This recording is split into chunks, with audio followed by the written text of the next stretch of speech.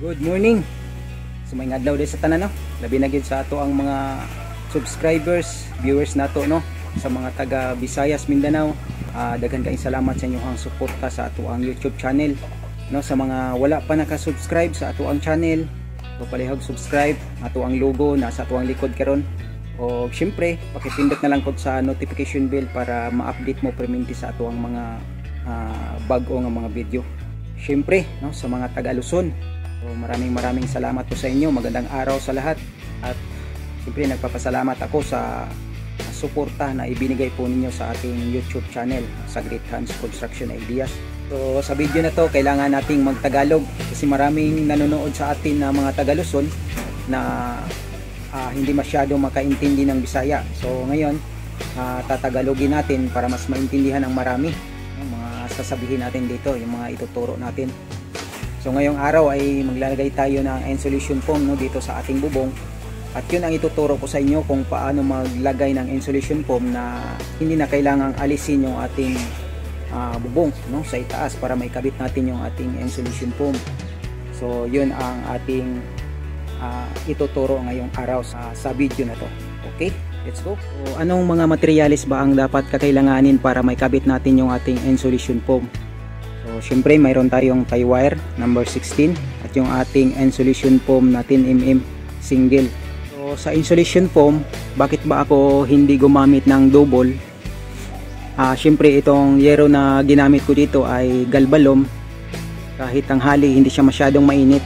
Pero kung ang bubong nyo naman ay color off, kagaya nyan, so kailangan nyo maglagay ng double, no, para mas matibay yung inyong insulation foam kasi mainit masyado yung color off na bubong. So hindi kagaya nito na kahit mainit masyado pwede mo pang mahawakan. Yung color off na yan sa ganitong araw, so hindi mo na yan mahawakan, mainit na yan masyado. So kailangan matibay yung ating insulation foam. So dito okay lang yung single na 10mm yung gagamitin ko. So ngayon dito tayo sa unang step natin sa paglagay ng tie wire. Uunahin natin yung tie wire natin, no, bago yung insulation para hindi tayo mahirapan. Unang-una maglagay tayo ng tie wire doon sa pinakadulo. Kung nakikita po ninyo yung rafter natin, doon lang sa bandang gilid niya. Hindi na natin paabutin doon sa pinakadulo pa kasi insulation foam natin ay hanggang dyan lang sa ating rafter. Ngayon, maglagay tayo ng dalawang tie wire doon. Kailangan natin dublihin kasi yung tie wire na papunta dito ay doon natin itatali lahat. No, kailangan matibay para hindi maputol pag hinila natin yung tie wire na papunta dito sa kabila. So, wag na natin patagalin pa. Umpisahan na natin. Tara, let's go!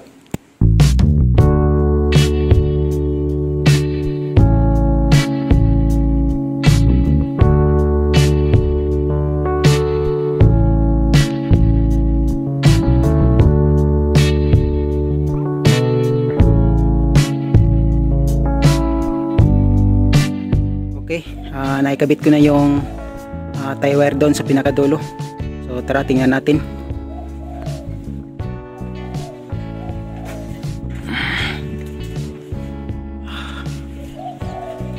So ganyan lang pagtali mga buso. I-lock nyo lang dyan, no, sa may pinakadulo. Tapos itinali ko dito sa may yan, sa purlins natin, sa tube, para hindi siya sasama pag hinila natin yung tie wire doon sa kabila. Yun lang mga busing, oh. Yan.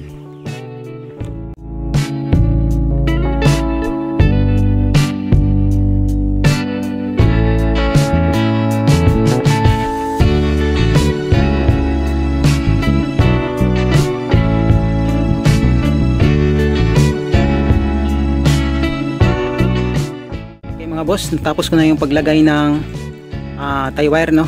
Bali tatlo lang sa isang block. So tatlong tie wire na dire-diretso. Yan. So isa sa gitna, dalawa sa gilid. So ngayon naman ay maglagay tayo ng tie wire sa pagitan ng dalawang rafter natin. So isa dyan, isa dito at dito. So bali tatlo. So lagyan natin ng tie wire yan papunta doon sa kabila.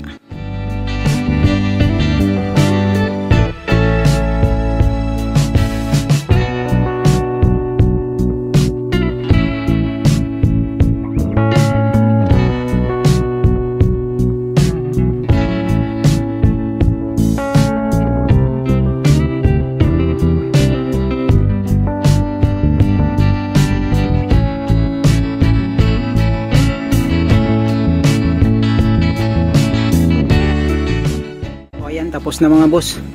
So natapos na tayo sa paglagay ng tie wire. Susunod natin yung insulation foam.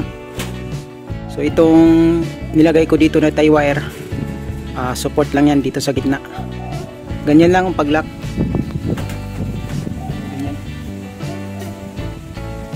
Okay, susunod natin yung insulation foam. Pero yung sukat ng insulation foam natin medyo malapad. So kailangan nating putulan, no, dito para hindi lalagpas dito sa kabila. Kasi yung sukat nito mga boss, ito yung kukunan natin ng sukat. So dapat kasya lang dyan yung ating ilalagay na insulation foam. Okay.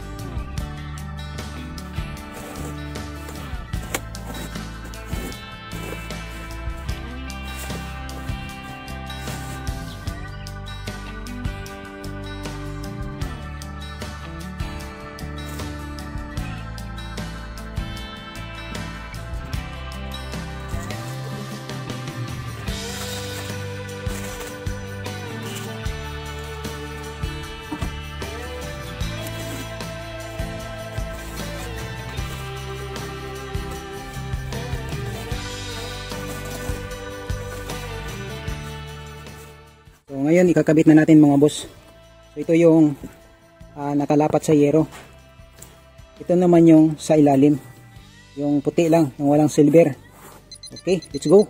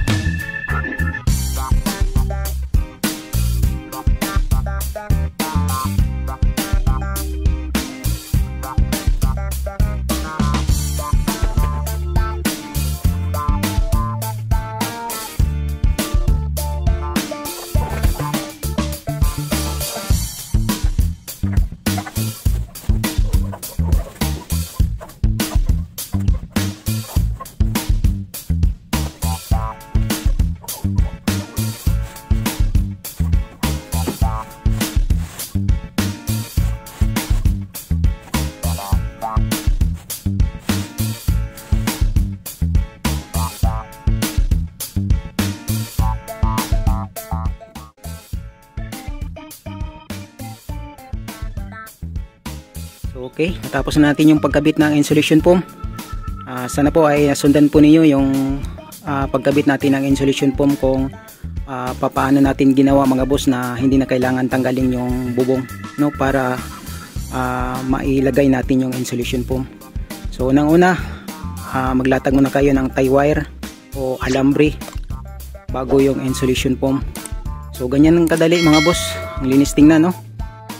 So sa lahat po ng ating viewers, subscribers sa Great Hands Construction Ideas, maraming salamat po sa suporta na binigay po ninyo sa ating YouTube channel.